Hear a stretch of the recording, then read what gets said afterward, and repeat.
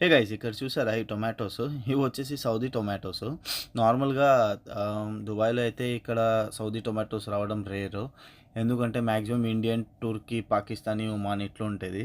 ఎందుకంటే పక్కనే ఉంటాయి కాబట్టి. ఇప్పుడు ఈ వార్ కారణంగా వచ్చేసి ఇవైతే సౌదీ నుంచి తెప్పించారు వీళ్ళు.